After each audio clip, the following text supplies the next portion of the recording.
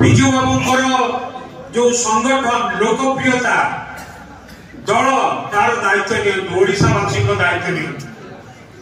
दायित्व परिवार रे आलोचना होगी नवीन बाबू आसिले। नवीन बाबू 1997 मसीह आसिकी एमपी रही आस्कारू। विजु जनता दलर 28तम प्रतिष्ठा दिवस पालित। महांगा ब्लॉक अंतर्गत पसलुंडा स्थित प्रतिभा भवन परिसर में विजु जनता दलर 28तम प्रतिष्ठा दिवस महा आडंबर में पालित हो जाइछि। ब्लॉक बीजेडी सभापति राजकिशोर जेना सभापतित्व में आयोजित प्रतिष्ठा दिवस रे मुख्य अतिथि भाव पूर्वतन मंत्री प्रताप जेना जोगदे ओडिशार पूर्वतन मुख्यमंत्री नवीन पट्टनायक दीर्घ 28 वर्ष पूर्वे बीजेडी दल प्रतिष्ठा करथिले एवं तांको शासन समय शिक्षा स्वास्थ्य गमनागमन कृषि पानीय जल नारी सशक्तिकरण स्वास्थ्य बीमा आदि विभिन्न कार्यक्रम हाथ को नहीं सारा भारतर 1 नंबर मुख्यमंत्री थिले बोली कहिथिले।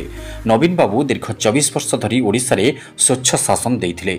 उक्त कार्यक्रम में पूर्वतन ब्लॉक अध्यक्ष किशोर चंद्र सिंह, जिला परिषद सभ्य जगबंधु सेठी, रियाजुल होदा, जिला परिषद सभ्य सुस्मिता दास, पूर्वतन जिला परिषद सभ्य ऋषिकेश स्वाई, निश्चिंत कोइल पूर्वतन ब्लॉक अध्यक्ष गिरीश महापात्र, पूर्वतन समिति सभ्य ज्योतिरंजन स्वाई, कटक जिला बीजेडी उपसभापति प्रशांत पट्टनायक, ब्लॉक युवा बीजेडी सभापति शरत महापात्र, पूर्वतन सरपंच निरंजन विश्वाल, टुसी कुमार राउत, दीनबंधु साहू, गौरांग बेहेरा प्रमुख अतिथि भाव जोगदे बीजेडी दलर विकासमूलक कार्य उपरे आलोकपात करथिले।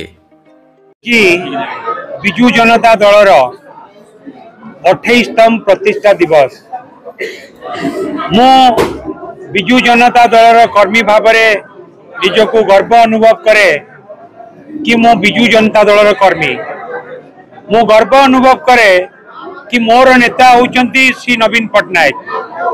मो गर्व अनुभव करे एथिपाई कि विजु जनता दल होची भारत वर्षर सबुठू सफल आंचलिक राजनैतिक दल। सबुठू सफल आंचलिक राजनैतिक दल भारत वर्षर विजु जनता दल। एवं मो गर्व अनुभव करे कि मो दल सफलतार सहित आमर प्रिय नेता नवीन पट्टनायक नेतृत्व रे 24 वर्ष ओडिशावासी विश्वास रे ओडिशावासी को सेवा करिया पई सुजोग पाइथिला। मो गर्व करे मो नेता नवीन पट्टनायक पई तांकर सुशासन पई आमे ओडिशा पई ओडियान प्रत्येकटी ओडियान पई अनेक गौरव आनी पारिचु।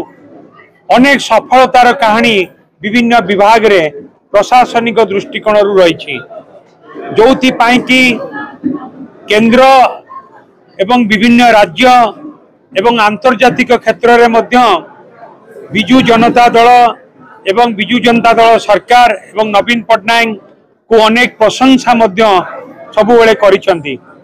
मो गर्वित अनुभव करे कि मोर नेता नवीन पट्टनायक से होचंती भारत वर्षर नंबर 1 चीफ मिनिस्टर। तेणुकरी से दल रे रही कि मु काम करुची। नवीन बाबू नेतृत्व रे तांकर आह्वान क्रमे ओडिशावासी स्वार्थ पई लड़ाई आगामी दिन रे जारी रहिबो। महांगारू विजय कुंवरक रिपोर्ट निर्माण लाइव।